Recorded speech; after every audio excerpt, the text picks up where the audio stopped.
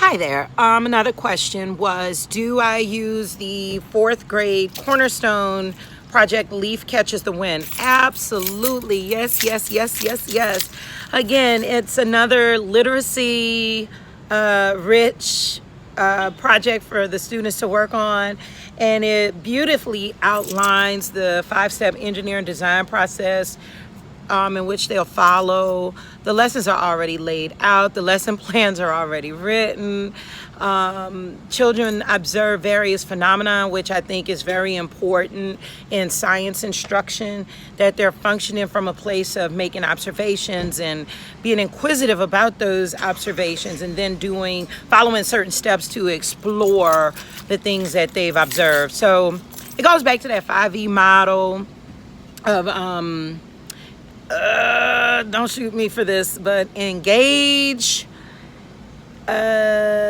explore, elaborate, explain, evaluate. Or I may have explain and elaborate mixed up, so double check me on that.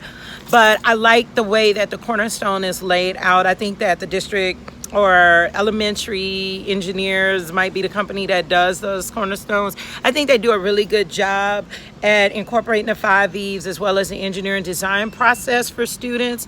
So I absolutely use that. What I would recommend is that the culminating project where they actually make the windmill, is that part is saved for the spring, because you're trying to weave that into your project lead the way modules, as well as whatever FOSS kits you're using to deliver science instruction, along also with Discovery Education Textbook, which is still a push from the district for us to be using the tool that they want us to use. So what I do, and I also tell teachers as well, if you have the kind of students that wait till the last minute to turn things in, set a deadline for them to bring in their Minute Maid cartons. Tell them to drink all the juice, rinse them out with water, put them upside down to dry for about a week before they bring them in. Absolutely no milk cartons, because they will stink your room up to high heaven. And replace the caps on the carton. As you don't want rodents to smell the stickiness from the juice residual that may be left in the carton or whatever. But I would definitely collect the cartons early. Another mistake like that I made last year with my Cornerstone project, I had each child individually make his or her own windmill. So because I taught 109 kids, had 109 windmills in my classroom. Not pretty. The windmills took over my space, and man, it was just very difficult being in that space. So I would group or pair the children, no more than 4 in a group. I think 4 is about the largest. I would make a group or pair them, let them work with one partner, and have like a family STEM night or a Cornerstone night.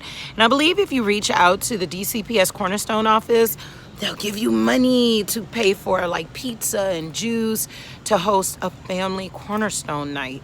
Just a really great way of doing community outreach, involving parents, and really getting students hyped up about what they're learning in your classroom, and provide the space and opportunity for them to turn into little teachers and be able to explain and show off what they've been learning in class, things like that, show how their invention works.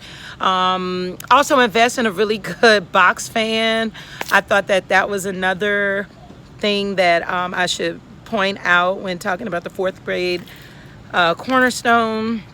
For your non-readers, pre-record yourself reading the text, and maybe drop that recording onto the desktop of your classroom computers, so that students can actually listen to the audio of the book being read as they read along, so that the meaning of the story Leaf Catches the Wind is conveyed to them.